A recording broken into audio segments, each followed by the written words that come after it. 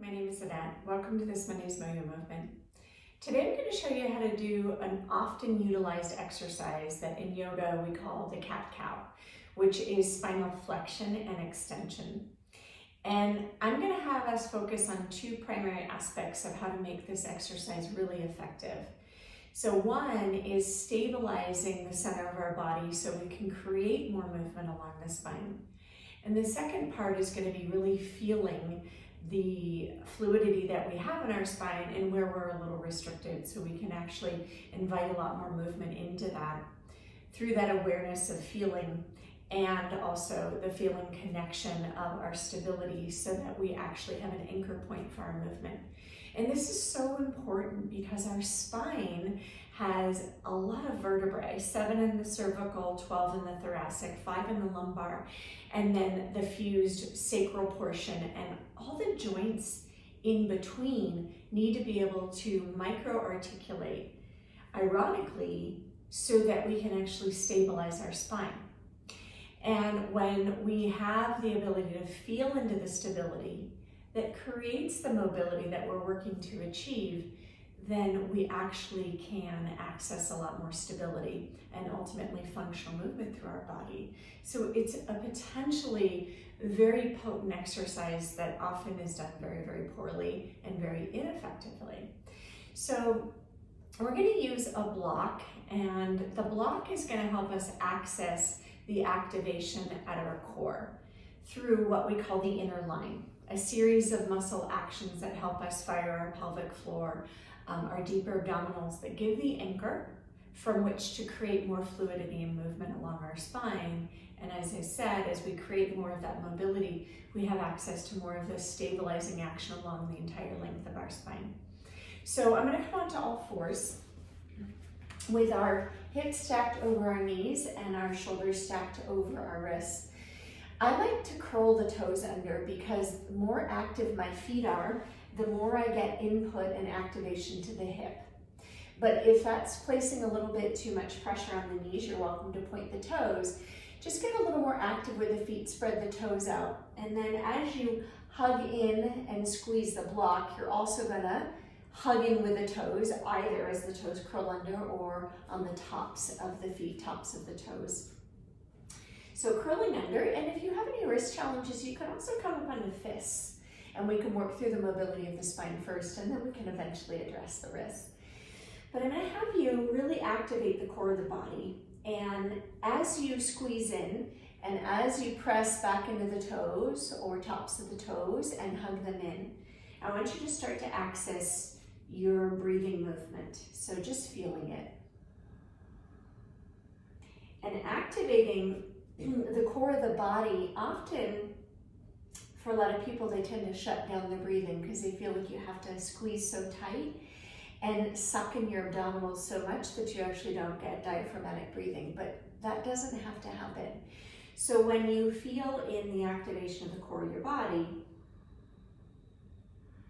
and then you start to find that rhythmic breathing and that even pace of your inhale and your exhale. So focusing this time just a little more on your exhale, and how that allows you a little more access to the core of the body, squeezing in and hugging with the feet. And then feeling the inhaling breath come in. And as you maintain the squeeze of the block and the hugging of the feet, you'll maintain a little bit of core contraction at the very root of the pelvic floor and lower abdominals. And you can feel how you can still activate the center of the body and still maintain a fluid breath.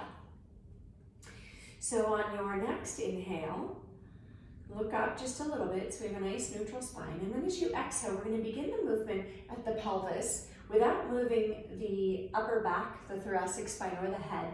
So as you exhale, curl the tailbone down towards the floor, right? And then as you continue that movement on up through your low back into your upper low back, we're sucking or hollowing in the belly towards the ceiling. And then continuing to move up the spine, vertebrae by vertebrae, working up in between the shoulder blades, and then finally letting the head drop. And notice as you come into this position, where it was easy for you to move into and where you felt a little bit of resistance and tension. And then I'm going to inhale and come into cow pose or spinal extension by, again, moving at the pelvis first. So flipping the tailbone up, keeping my core really active by hugging in. And then as I move from the low back, then I move into the upper low back. And then I start to just let that lower middle spine lower towards the floor, glide the shoulder blades down the back, which allows me to continue to move up the spine, and then finally lifting the head with a little tuck of the chin, so I'm not compressing the back of my neck. And on the exhale again, beginning at the pelvis without moving anything from the upper back and the head, curl the tailbone under, draw in the belly, working up the spine, right? Pressing away with the hands so the shoulder blades come wide on the back but not into a shrug. And then finally releasing the crown of the head. Again, inhaling, begin from the pelvis, keeping the core active by hugging the block and pulling the toes in, flip the tailbone up and back.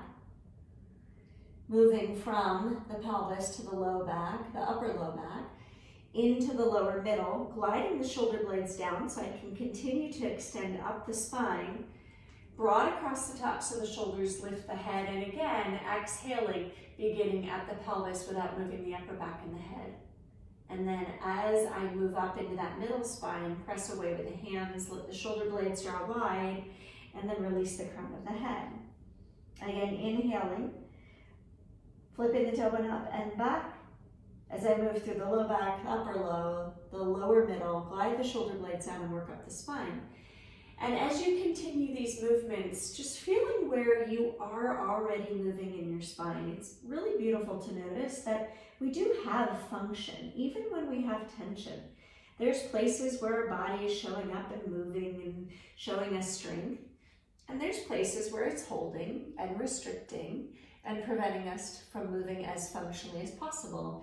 And so as you move through these poses in and out of spinal extension and flexion, notice where the fluidity is showing up and notice where you're feeling holding. And as you go through the movements, inviting the inhaling breath to touch into the tension, which we'll especially need when we go into spinal extension. There tends to be a lot of restriction for people, especially in that middle spine. So really tending to some of the tension as you inhale and move into spinal extension. Just inviting the breath into those tighter spaces and also just noticing, right, how you do have function, really enjoying the fact that the body is showing up in both ways.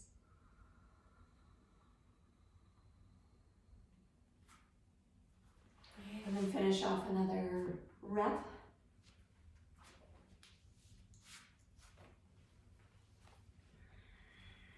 And then when you come back to a seated position,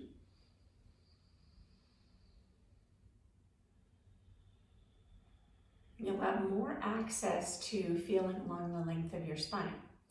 So what you might notice as you come into stillness now is that you might notice some of the areas of tension decreased a little bit, or you may just simply have a little more awareness of the tension.